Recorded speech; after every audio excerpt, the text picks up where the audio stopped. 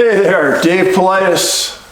Another Can-Am Missing Project copyrighted YouTube page. Thank you for being here. Go grab a cup of coffee, put your feet up, maybe have a nice pastry, and sit down for a roller coaster ride. A couple of things that came in from the last video when I talked about the National Park Service. Many of you talked about hiring an attorney, and I appreciate those comments very much. Don't send us attorneys' names. We learned a couple years ago that indiscriminately calling attorneys and trying to convince them to do work for us when they know nothing about us is a months-long project just trying to convince them that we're credible and we're real. So no, don't. I know it's all in goodwill and you're trying to help us, but don't.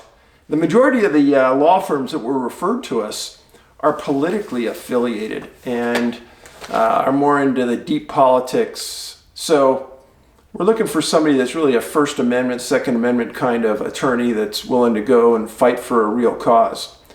So, and that knows our work so we don't have to go in there and convince them that we're real and we're credible. But it's going to happen. I know it's going to happen. And I appreciate all of the comments. I'm not going to dwell a lot on the negativity that's come through in the last couple weeks. I'm somebody who doesn't like to be around people that are negative. I don't like to hang around people that talk bad about others. You won't see me doing that unless I have a very, very good reason. But I know some people like to bash others' ideas, bash each other's thoughts on the world. Hey, live and let live. I mean, there's some reason those people have those thoughts, let them have them. And I'm not going to say anything to you about it. And just respect me and I'll respect you and we'll have a happy world. So today what we're going to talk about is comments that have accumulated over the months about how you can help me spread this word. And a lot of you have said, well, we try to tell others about it. And the problem is that they just shuck it off and say, they got lost doing this. This happened to that. So I want you to go back to Missing 411, our first movie. That's the title. And by the way, on the pinned comment and under the description of this movie are the links to both of my movies. Completely free this time on YouTube Movies in Canada and the US. If you're outside of those jurisdictions, that's not up to us where it plays, it's up to YouTube. And they haven't made them available on YouTube Movies outside of that. Canada and the United States, you can go watch them day and night, watch them 10 times, and get yourself educated. And now's the time to push those movies hard to everybody you know. Now, the question came up, why did I make Missing 411 the way I did, the first movie? Good reasons. If you haven't seen it, I'm not going to let it out of the bag, but it's a series of stories about missing children in the wilderness. And I've been doing some work with Les Stroud, and Les said, Dave, I've been reading your books, they're phenomenal. I want to do something with you to help you. And so we picked a story where a little tiny boy disappeared in the hills of Oregon. And 12 hours later, he's found 9 miles away over 2 mountain ranges, over barbed wire fences, face down in the snow, still alive. And in the middle of that trip, Les stopped in the middle. The boy got disappeared at 4:30 in the afternoon, was found the next morning, like 7 or 8. And Les said, hey, it's dark, it was about midnight, and he stopped the crew and he says, hey, we can't do this, we're going to kill each other. We had somebody in the crew that was making sure we weren't going to walk off a cliff, because there were a couple of times we almost did. And Les said, hey, we're going to stop, we're not going to continue with this because we will die. And this boy didn't make this trek, it was obvious. So how are these little boys making these treks, or little girls? And the point of the movie was to wake people up. If I told you that a 27-year-old man was found 7 miles away from where he disappeared 6 hours later, you wouldn't give it 2 craps. And you'd say, oh yeah, he walked that far. But if I tell you a 2-year-old, if you're a parent or you've been around kids a lot, it will strike you as odd. That first movie, we had a tough time getting through to certain people who didn't have kids and they didn't see the relevance of what we were doing. But if you've had children or you've been around children and you understand their mobility, how far they can travel, if the child's doing something that inflicts pain, what does it do? What does the child do? These type of things, you're going to appreciate that movie a lot. Again, available on YouTube Movies completely for free. So go watch it if you can. Second movie, Missing 411 The Hunted, again was about older people, men predominantly, but there have been several women that have disappeared too, that vanished in the wilderness. So again, the point of that first movie, wake people up, have them understand that these distances that are covered are not real for the children's age and ability. Now, in search and rescue lingo, these search and rescue books, maps, logs that SAR leaders follow, they don't like talking about these stories because it skews the numbers that they're looking at too much. Most young kids they'll look for in a 2-mile radius from where they were last seen, generally. Depending on the terrain, depending on the age, the ability of the child, etc., but in general, young child. But when they're found miles and miles away, these guys and women don't want to talk about it because it messes with the search thoughts and ideas and their planning and their resource management. And when I've given talks in front of search and rescue people, they come up afterwards and initially some of the people don't believe me until I start bringing up the citations of where the information's found. And if you followed my books, you know I have a citation in there for everything I give you. So numbers aren't made up. So let's go to something right away to help you kind of broach the ideas with people who really don't know much. So in several of my books, I have these tables. And what this is these are the dates of the incident, locations, California, Southern, Virginia, California, Southern Sierras, Yosemite, Oregon, Arizona, Rocky Mountain National Park. And what it talks about is the next column is the age, and then is the height that the child achieved from where they went missing, the point last seen, until they were found. So as an example, you have a 4-year-old in Virginia who disappeared and was found 3,372 feet higher in elevation than where they were lost. So stop. Let's think about this. Children. How long would it take a 4-year-old to reach an altitude of 3,300 feet above where they disappeared? Take them a while. And that's a concerted effort. That isn't just one short burst of energy. That's a long, long trek. How about a 2-year-old found 3,000 feet higher?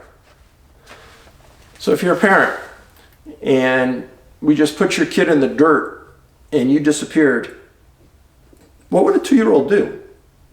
A lot of people believe they'd play in the dirt for a little bit, lay down, take a nap. Other people say they'd get up and run downhill. Some people say they'd get up and run uphill. But how long would they run uphill? Would they run consistently for miles and miles and thousands of feet? I don't think so. So let's keep going. So you got a 4-year-old, Rocky Mountain National Park, 2,500 feet higher than where they were last seen. A 2-year-old, 1,800 feet higher. And then we just go right down the line. And there's a lot of these ages. 2.5-year-old, 650 and 850 feet. A 4-year-old, 1,000 feet. 4-year-old, 1,200 feet. 3 and 3-year-old, 1,400 feet. So this is supposed to be a wake-up call. Now, this column here would tell you the name of the person and the books that they were in. But these are scattered through all my books. And as I come across them, I'll write about them. And it's to make a point. Now, these tables are in most of my books. I think the last one I put them in was Missing 411 Off the Grid. And once people usually look at these, they have that pregnant pause. And at conferences, when I put this up, the room goes quiet. Okay? Now, this is a warm-up for the next one.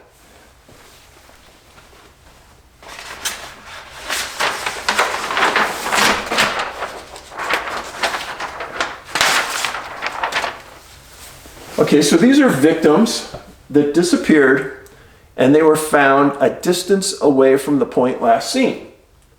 So, as an example, in Missing 411, The Devil's in the Detail, a 4-year-old in 5 days traveled 45 miles. Believable? How about a 2-year-old, Devil's in the Detail, 15 miles in 3 days.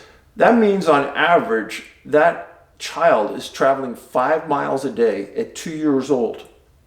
Believable? Missing 411 Off the Grid, a 4-year-old, 30 miles in 24 hours. 30 miles in 24 hours. Now, first of all, kids get tired. They sleep. They don't like to move at dark. Children don't. They like to sleep at dark, and that's the message that we've given them in life. So how did they travel those distances? Now, all of these cases were put in the books because there were no roads, there were no access points. Nobody's putting these people in a car and driving them locations. These are unusual cases, but they're factual. So let's go up here. So this 11-year-old traveled 100 miles in 5 hours. Off the Grid, Missing 411. How'd that happen? Yeah. How did that happen? Now, the people that have read the books understand exactly what I'm saying. And I know that there's a lot of people who don't like to read. That brings up my next point. A lot of you have said that you've made it to my YouTube site by watching another person's YouTube site, and they've talked about me. And these people, some of them have 1 million followers or more. Let me tell you something about that. If you have 1 million followers, you have accelerators built into your monetization of that channel. That person is making many hundreds of thousands of dollars a year off of me. They've never contacted me and said, Dave, can we help with your research? Dave, can we make a donation to a missing persons fund? Dave, can we join you at a missing persons conference? They've never assisted in any research. They've never met with any missing people and consoled them that a loved one was missing. They've never helped in this cause. They've never filed Freedom of Information Act requests. They've never offered to file them for us. We are the ones on the firing line. We are the ones pushing the agenda. And these individuals are sitting behind the screen reading our stories to you, making hundreds of thousands of dollars. If you think I'm a little mad, yeah. I don't have much respect for people who can't come up with their own ideas, their own theories on how to make dollars. If that's their main objective, and that's obviously it for this person, because they're not contributing to the research or the cause. I don't have much to say. I'm not going to promote their channel. I'm not going to say who it is, but they know who they are. And all of you that have been here, I'm blessed you're here. But I want you to carry that perspective, because we carry that in our meetings every week. And we talk about it all the time. And it's very, very difficult to understand how that person has 5 times the viewership we have. Doesn't make any sense at all to any of us, or to the people that have worked in the YouTube environment for years, in the monetization environment. They said, based on the number of comments we receive and based on our viewership and the number of hits, we should be up over 1 million as well, but we're not, which is very odd. Yet somebody who does no research, who just reads my stories and the stories of other authors, making millions. Frustrating. Enough with him and others like that. All of these mileage markers that these small children have hit should be an indicator to any parent and to anyone who's been around children that these are impossible for that child to do on their own. And it should be a wake-up call that this is worth looking at. It's been that way for a long time. I mean, some of these stories go back to the 1800s. So, I hope that helps. If they're interested after you talk to them about this, push them over to our movies. They're free. They can watch them. And the movies are very highly rated. In fact, Missing 411 The Hunted in 2019 was one of the highest rated crime-related documentaries for the year. It was in the top 3. It is the number 1 watched on Amazon movies last year. So again, even for that, we should have way, way higher numbers than we don't. We know that a lot of people watch that movie. So anyhow, now we're going to talk, well, hold on a sec. On here. We get hundreds of emails. And I've said this in many YouTubes, but I'll say it again. We're approaching 80 YouTube segments we've done now on this channel. 80. And people watch one, may not watch another, so I try to get this message out all the time. If you're going to send me an email, keep it 2 short paragraphs. We don't have the time to read massive emails. Just don't, I'm sorry. And if you can't get your idea across in 2 short paragraphs, it's probably not worth addressing anyhow. In the 2 short paragraphs, tell us what you want to talk to us about.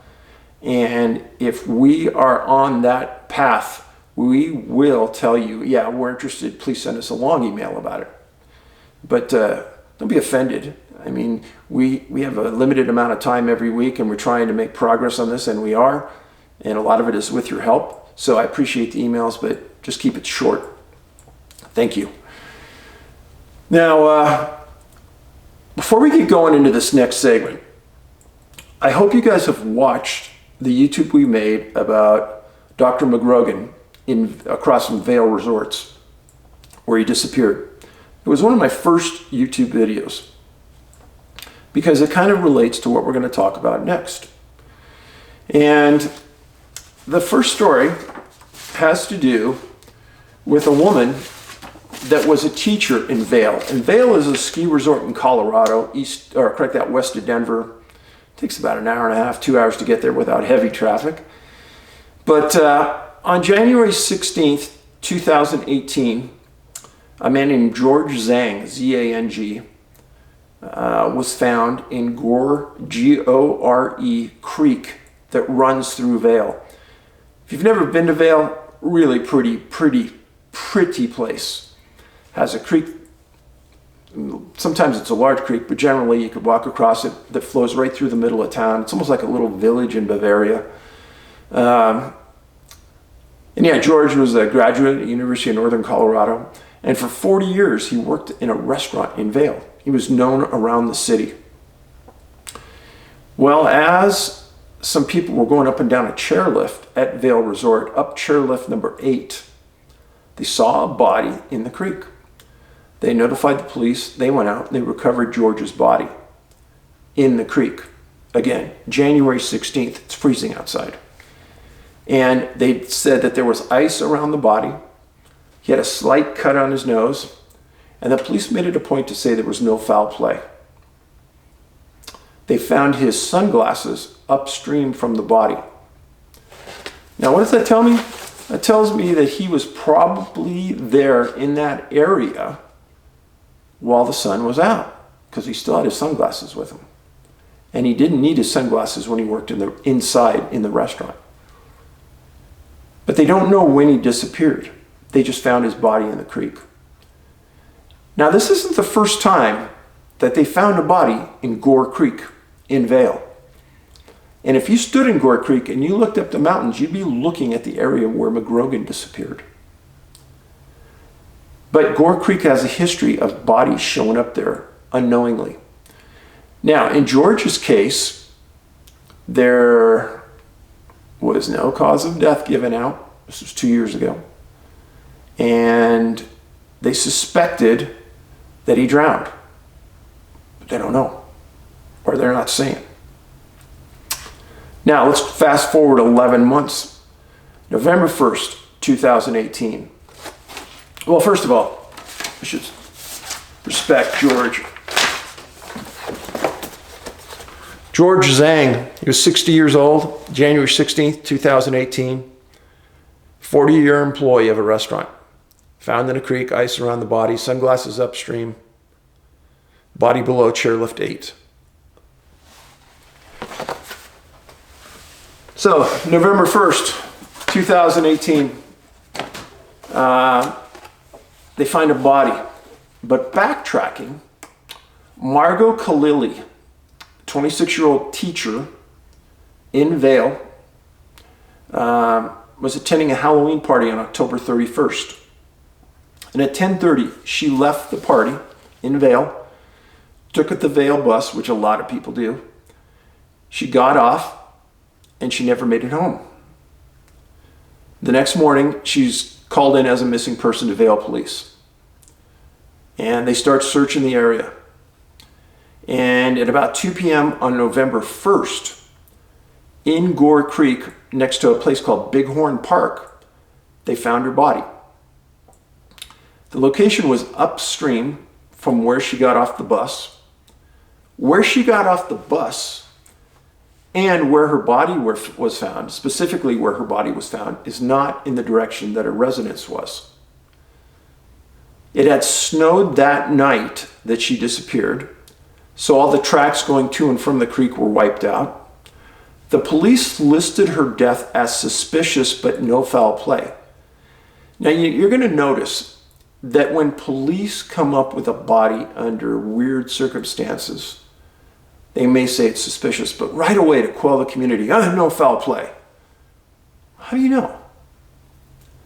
No cause of death was listed. And still, to this day, as with George's case, they haven't listed the cause of death. I think sometimes, in fact, I know for a fact in many of these times, the coroners have a tough time determining the cause of death. I know that for 100% fact. And so they don't like to look foolish because they like to come up with answers, just like law enforcement. Saying you don't know something doesn't really feel right to most law enforcement people or to most coroners. But I think many of them don't understand that this is happening around the world, and specifically throughout the U.S. And missing 411, a sobering coincidence. I wrote about this many times. And these cases in Vail are not unique. Now, there's a cluster in Vail that are starting to expand with these two cases that I just talked to you about, and the McGrogan case that's right up the mountain on the other side of the highway from where these two disappeared. So, bothersome to say the least, because Gore Creek runs through a very populated area of Vail. Very populated. People know not to cross that creek in the winter. You know, nobody does it. You're insane if you do, because it's super cold, super slippery, and they have bridges all over the place where you can cross. So nobody does that. And the thought that, they accidentally fell in, that's what the police will always say. Oh, they must have fallen in, but they can never find an area where they fell in. Now, that's Margot Khalili, Khalilli, 26 years old, a teacher. She taught just outside of Vail, lived inside of Vail. Again, left the party about 10:30, getting off a bus, found the next day at 2 p.m. in Gore Creek in Bighorn Park. So, there's your warm-up for some water. Remember, men are found face down in bodies of water. Don't know how George was found, and it probably wouldn't matter because there was so little water in that creek. Now in the springtime, Gore Creek gets running really good, but usually not in the winter. It's pretty slow, thin. Now the next case I'm going to talk to you about is a little boy in New Zealand that disappeared. Lachlan Jones, missing January 29th. Correct that. No, January 29th, 2019. Found, and they're guessing that he disappeared about 5 or 6 o'clock. He's found January 29th about 11:15 p.m. Somebody's paying attention out there because on Lachlan's case, there's a lot of suspicious circumstances.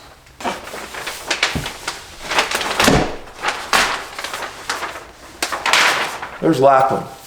Really, really cute boy.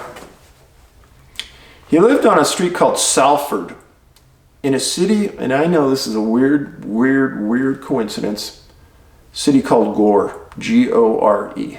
Yeah, same as the creek I just told you about.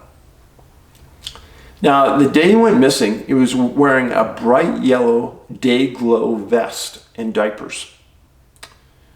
He was described by his family, his mom and his dad, as clingy and really well behaved. Now, January 29, 2019 was a really hot day in this area of New Zealand. A lot of people had their windows open, doors open. Well, that night, the mom ordered pizza for her and her 2 boys that were home. And she noticed that Lachlan needed a diaper change. She was about to do it when her other boy needed some help. So she got distracted and she got turned around and she noticed that Lachlan wasn't in the house. So she went out, well, the door was open, so it wasn't unusual. Lachlan just had gone just down the street, one house, and was at a friend's house talking to some other little boys. She got talking to the neighbor and said, "Hey, I better get going." She turned around and the boy was gone. And there's other stories that go on that people in the neighborhood saw him here, saw him there. And you got to understand, from a police officer perspective, that's good information, not trustworthy information. Because when people go missing and others are trying to recall in their memory, and they're trying to be helpful, but in reality, they aren't seeing what they really think. This has happened in so many cases, and it's proven not to be true. So people said they saw Lachlan here, Lachlan there. Well, at 9:36 that night, after the neighborhood essentially had given up trying to find the boy, they call the local police and they respond. And they started to search. Remember Lachlan in your prayers.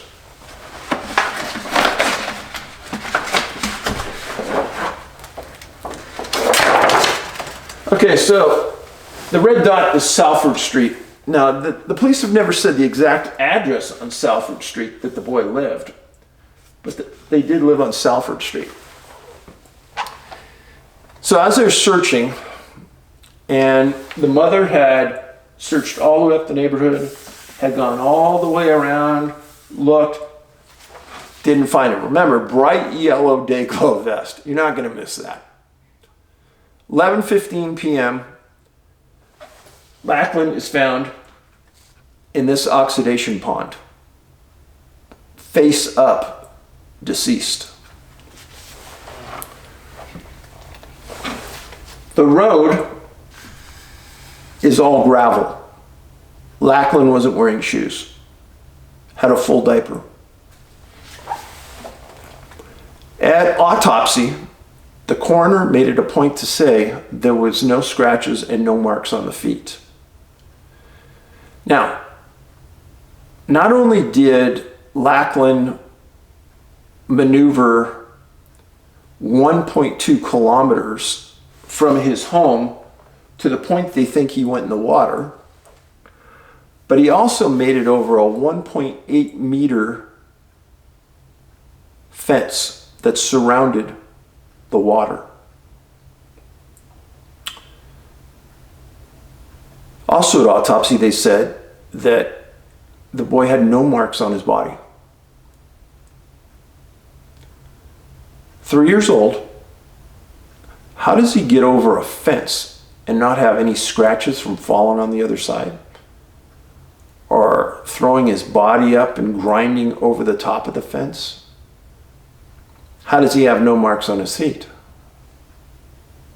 Gravel road, hottest day in New Zealand, so the black asphalt would have been hot. They said that Lachlan had never been around the oxidation ponds, ever. He didn't even know they were there. So, with no marks on the body, how is this happening? Well, that's a good question. We don't know. But his dad got irate because the police said it was just a drowning, and the coroner said that Lachlan drowned. But they never answered how he was able to get to the ponds. Remember I said that when you inflict pain on a child acts differently. And this is a gravel road. In bare feet, a 3-year-old child with a full diaper, I don't believe that child is going to continue down that gravel path with it inflicting pain. I think it will just sit down and stop. And the idea that he continued on past one pond to another pond and then entered, to me, doesn't pass the mustard test. It just doesn't taste right to me.